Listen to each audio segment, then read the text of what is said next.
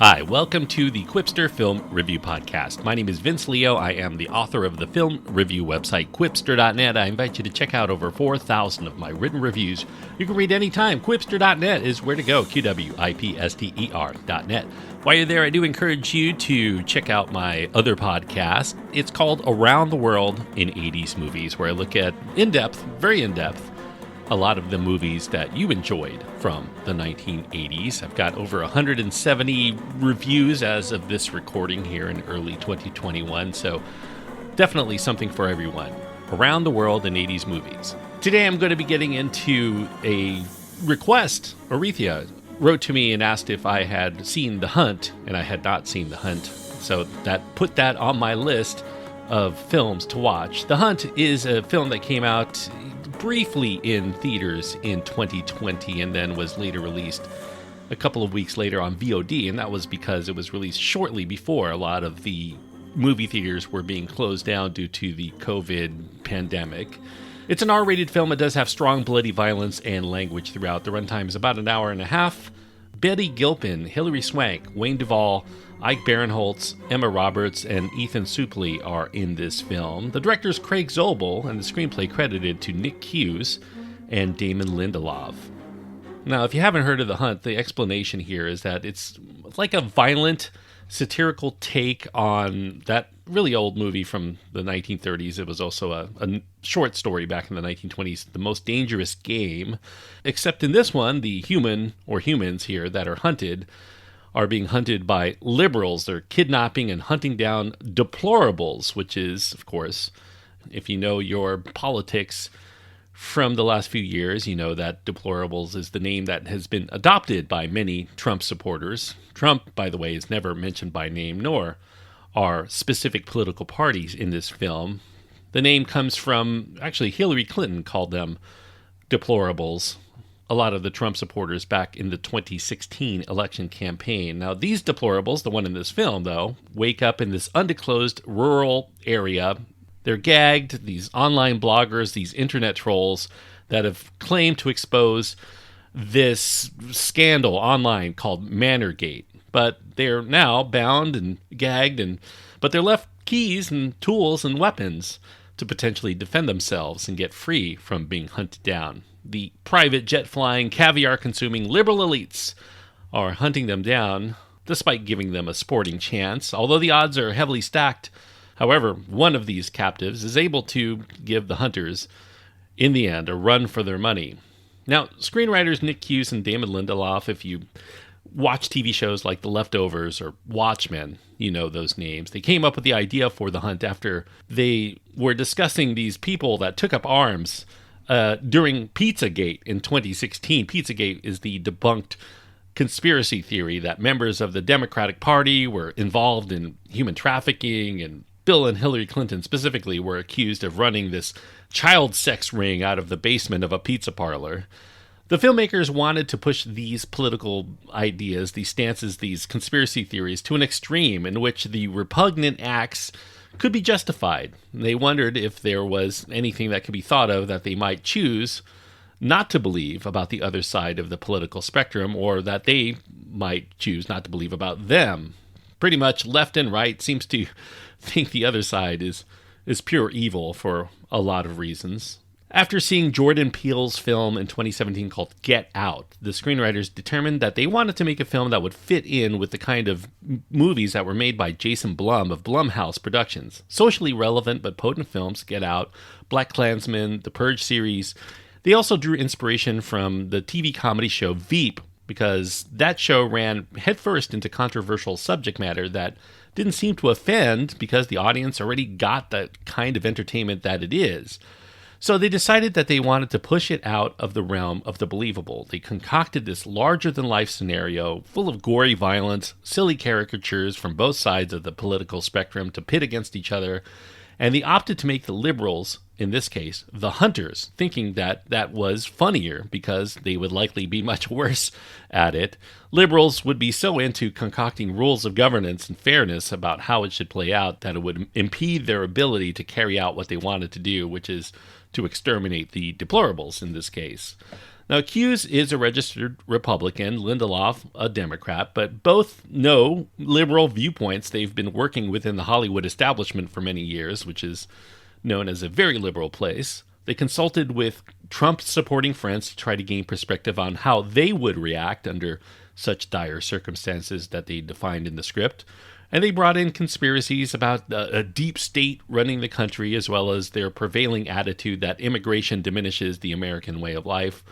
The liberals would label these deplorables as deeply racist and ignorantly xenophobic people, and therefore their killing of them would be justified, at least for the purpose of this film. Now, for the director, the screenwriters secured the services of Craig Zobel. Zobel had directed several episodes of The Leftovers for them, and they had a good working rapport with him. Zobel directed from the stance of making a movie that was entertaining instead of one that was preachy or overtly political. He wanted to make something that he'd be excited to see, something that would make him laugh about himself instead of being offended by it. Now, you could view The Hunt, in this case, as a metaphor for the online chatter from both sides of the political spectrum. If you've ever read a forum or read comments under a Facebook post that was political, you know how insulting it can be. Neither side willing to listen to the other, and the last resort of their disagreements, at least if you watch this film, spills over into violence. This is all about winning, about eradicating the other side. They don't really want to share information. They just want to completely decimate the people who disagree with their notions of what life should be like in the United States. Now, in addition to the two battling sides, they also wanted to find something that would unite audiences that were watching this film from whatever side of the political spectrum they identify with. Now, for this, they created a main protagonist. Her name is Crystal May Creasy. She's an Afghanistan war vet from Mississippi. We come to find that she may have been targeted based on a misconception of who she is, based on her background and maybe the way that she talks. Audiences, regardless of their politics, would agree that Crystal is a hero and would hope for her survival to the end. Jason Blum, he was happy to take on The Hunt, which he felt was similar to the Purge series in its political underpinnings, but with much more emphasis on humor and on action. Blumhouse Productions, they had a deal with Universal Pictures, which funded the project this budget of $15 million. The screenwriters were nervous about a major studio being on board for such a political movie, but they were left alone pretty much throughout most of the production phase. The shoot took place in the New Orleans area. They hired some local talent for the crew.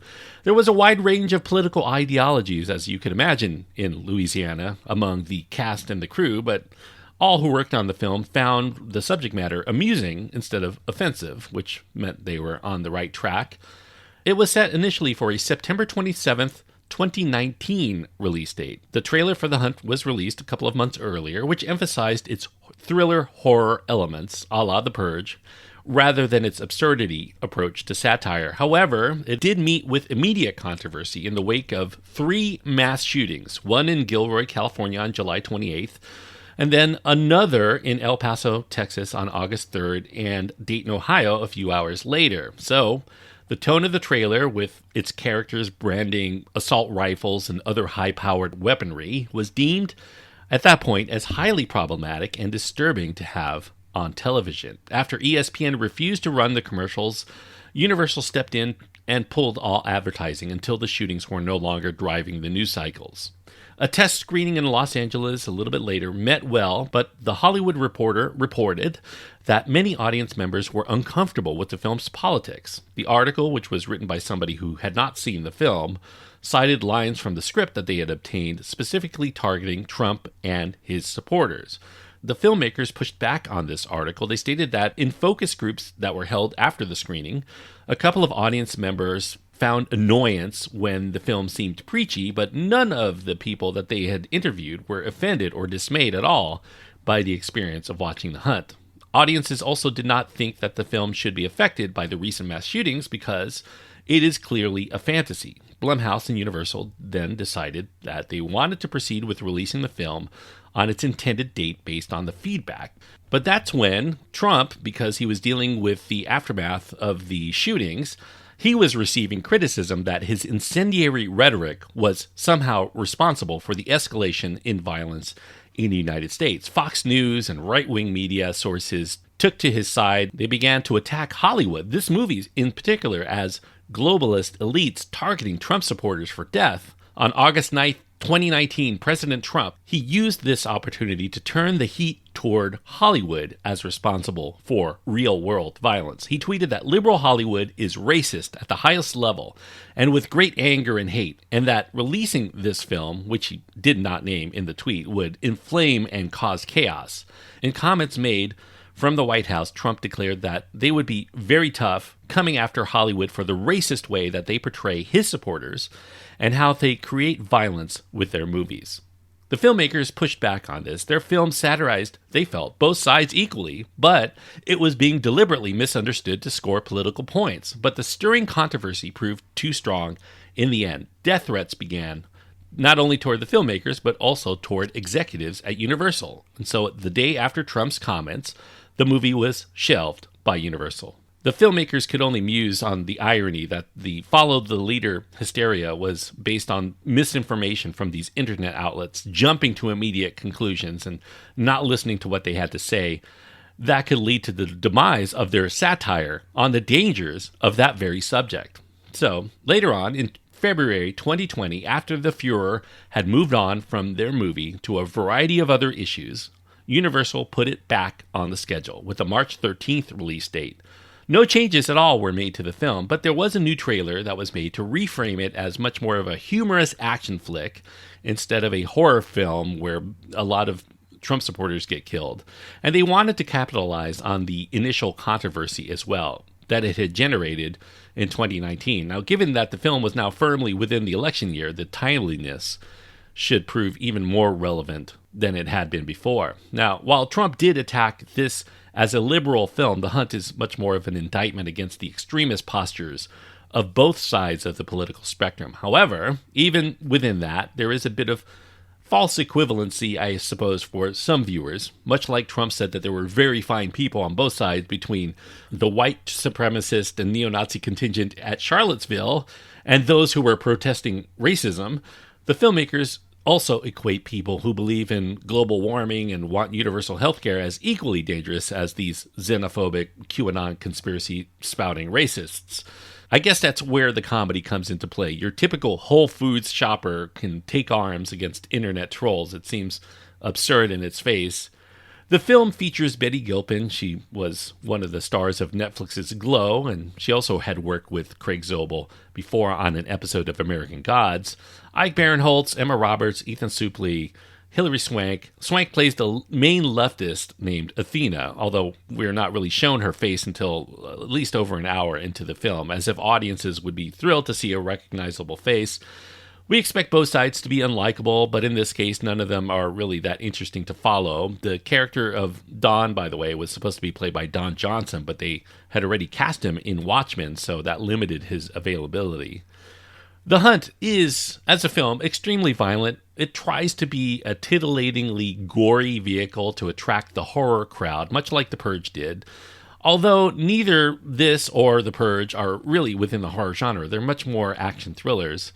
Much of the action here is propelled by the surprise of the kill, as well as the stylishness of each dispatching. And while there was an interesting notion here to see this minor civil war erupt between elitist liberals and conservative rubes, the film really doesn't dig deep enough into the tension between these two factions to make for an effective satire. They merely pit each side like pawns to take each other out until the two queens from each side do battle in the end. The characterizations, I think, are too broad. The targets are too ill-defined to make for an effective satire, and that relegates The Hunt to being a movie that's more intriguing to hear about than to watch as a full-length effort, since much of the action and the horror elements are familiar for genre fans. The humor is welcome to temper the brutal violence, but it's only mildly amusing at best. Betty Gilpin, I do think, though, makes for a solid action hero here, meant to represent the 70% of Americans who are not nearly as tribal as the deplorables or these elitist leftists, and who are tired of politics. Swank happens to be a fitting foil for Gilpin, weighty in her screen presence as well as fit in physique. Unfortunately, the rest of the delights for this film are too few and far between beyond the casting choices. Cuse and Lindelof, they toyed with the idea of perhaps making a sequel if The Hunt proved successful. Maybe Gilpin could continue on as an action hero, kind of like John McClane did for the Die Hard series with a new set of circumstances. But the COVID pandemic closed down many theaters shortly after its release, and the film moved to VOD, where it really didn't perform that well.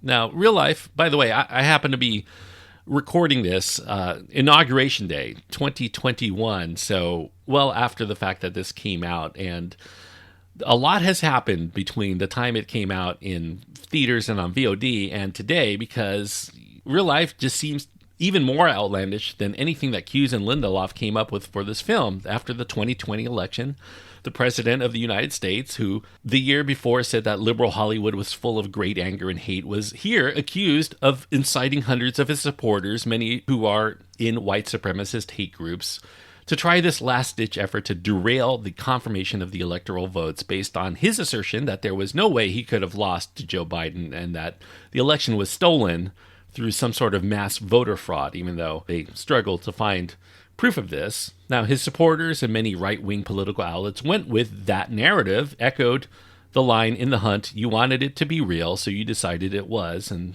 a violent attack was launched on the United States Capitol building, assaulting many police officers and killing 5 people in the skirmish. Some participants in the attack called for the assassination of the vice president and the Speaker of the House. Now, if you think about all of that happening, if that were a movie, that is much more outlandish than this Manorgate premise within the satire of The Hunt. So it feels like The Hunt is not that outlandish anymore compared to what you found in the real news just in January of 2021. So just by watching the news, you can see this represented in a much more crazy fashion than Hollywood could deliver. So 2.5 stars is what I'm giving The Hunt. 2.5 stars out of 4 on my scale means that it had the tools, it had the talent to be something that I could recommend to most people, but it somehow falls just short. And the reason why I do think that it falls short is because, in satire, you definitely want to have a subject that you want to attack. And here, I think it's just too broad